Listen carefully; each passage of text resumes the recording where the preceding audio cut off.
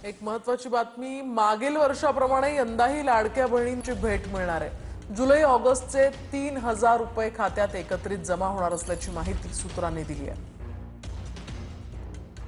योजना मुख्यमंत्री माझी लाडकी बहन योजना हम बहुत ही यशस्वी रूप से यहाँ पर हमने शुरू की है। इतना ही नहीं, महिलाओं को समाज में अधिक मजबूत स्थान देने के लिए और महिलाओं का सम्मान बढ़ाने के लिए हमने और हमारे महायुति के सरकार ने मां का नाम अपने बालक के नाम सहित बंधनकारक करने का निर्णय लिया है। ऐसा ऐतिहासिक निर्णय लेने वाला महाराष्ट्र ये एकमेव राज्य है और आगे भी महिलाओं का सम्मान करने में हमारा राज्य और महायुति के सरकार ये प्रयत्नशील है।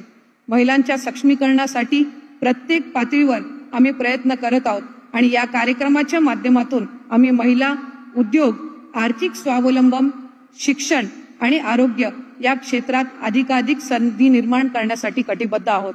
आज लातूर जिल्ह्यामध्ये मुख्यमंत्री माझी लाडकी बहीण या योजनेअंतर्गत जवळपास 5,40,000 पेक्षा अधिक महिलांना आपण लाभ देण्यामध्ये यशस्वी ठरलेलो आहोत आणि पुढच्या कालावधीमध्ये या महायुतीच्या सरकारच्या माध्यमातून महाराष्ट्राचे लाडके मुख्यमंत्री, तुमच्या सगळ्यांचेच लाडके भाऊ आदरणीय उपमुख्यमंत्री व तुमच्या सर्वांचे दुसरे लाडके भाऊ आदरणीय फडणवीस साहेब आणि त्याचबरोबर आपले उपमुख्यमंत्री आणि तिसरे लाडके भाऊ अजितदादा यांच्या नेतृत्वाखाली महिला व बाल विकास विभागाअंतर्गत ही योजना अधिक प्रभावीपणे यशस्वी करण्याचा प्रयत्न हा विभाग म्हणून आम्ही करणार आहोत।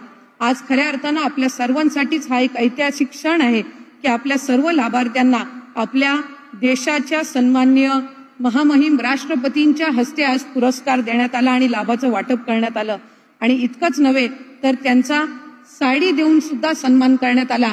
खऱ्या अर्थानं आपल्या सर्वांचं, आपल्या सर्व माता भगिनींचं देशामध्ये प्रतिनिधित्व करणाऱ्या आपल्या राष्ट्रपती महोदयांच्या हस्ते आपला हा सन्मान होणं आपल्या सर्वांच्याच आयुष्यातला एक सुवर्ण क्षण आहे आणि तो सुवर्ण क्षण साजरा करण्याची मला संधी मिळाली, याबद्दल मी आभार मानते। धन्यवाद। जय हिंद, जय महाराष्ट्र।